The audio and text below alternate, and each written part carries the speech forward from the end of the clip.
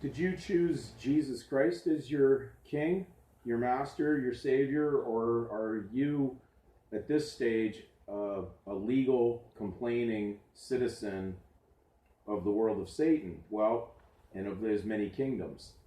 Let's read 1 Samuel, very pertinent on this subject, because this literally lays down what happens to man when he rejects God and his son as king, and then turns and puts his allegiance or his loyalty and faith and fidelity in the world of Satan and his kingdoms and those that he has sitting as the rulers.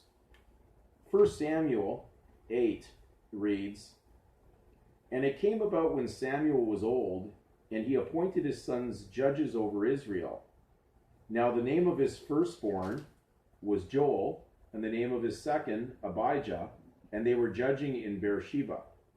His sons, however, did not walk in his ways, but turned aside after dishonest gain, and took bribes and perverted justice. Then all the elders of Israel gathered together and came to Samuel at Ramah. And they said to him, Behold, you have grown old, and your sons do not walk in your ways. Now appoint a king for us to judge us like all the nations.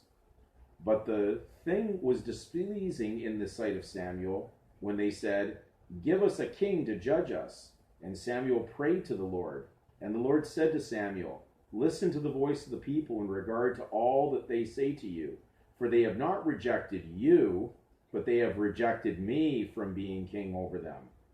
Like all the deeds which they have done since the day that I brought them up from Egypt, even to this day, in that they have forsaken me and served other gods, so they are doing to you also. Now then, listen to their voice, however. You shall solemnly warn them and tell them of the procedure of the king who will reign over them." So Samuel spoke all the words of the Lord to the people who had asked of him a king. And he said, "This will be the procedure of the king who will reign over you. He will take your sons and place them for himself in his chariots and among his horsemen, and they will run before his chariots. And he will appoint for himself commanders of thousands and of fifties, and some to do his plowing, and to reap his harvest, and to make his weapons of war, and equipment for his chariots. He will also take your daughters for He will also take your daughters for perfumers, and cooks, and bakers. And he will take the best of your fields, and your vineyards, and your olive groves, and give them to his servants. And he will take a tenth of your seed, and of your vineyards, and give them to his officers and to his servants.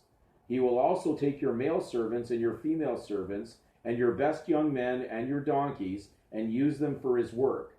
He will take a tenth of your flocks, and you yourselves will become his servants. Then you will cry out in that day because of your king, whom you have chosen for yourselves, but the Lord will not answer you in that day."